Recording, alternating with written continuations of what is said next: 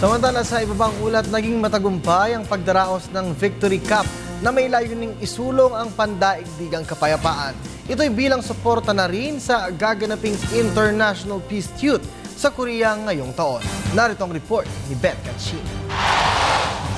Noong linggo, ginanap ang closing ceremony ng 3rd Manam International Victory Cup sa South Korea na may temang Manam International Victory Cup, wishing for the success of the IPYG Forum. Ang nasabing Victory Cup ay inilunsad bilang suporta na rin sa International Peace Youth Group o IPYG na siyang mag-host ng Youth Summit na gaganapin sa South Korea sa taong 2014. Muli itong nilahukan ng may 100 manlalaro mula sa iba't ibang bansa, kabilang na ang Pilipinas. Magandang pagkakataon po ito na makasali tayo sa ganitong tournament dito sa ibang bansa para dahil nakakatuwa na nakakakilala tayo at na-implemento natin ang ating pagkakaisa sa pagpamagitan ng sport.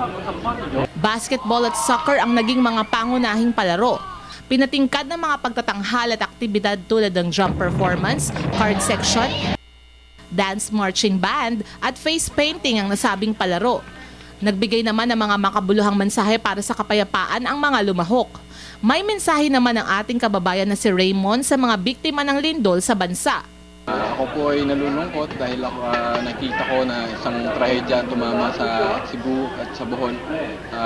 Naway tayo pong mga Pilipino ay magtulungan at magdasal para sa ating mga kababayan.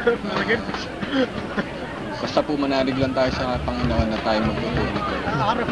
Naging masaya at makabuluhan ng 3rd Victory Cup na minsan pang nagpatunay na kahit magkakaiba man tayo ng bansang pinanggalingan o di kaya ng salitang binibigkas, iisa naman ang laman ng puso ng bawat isa.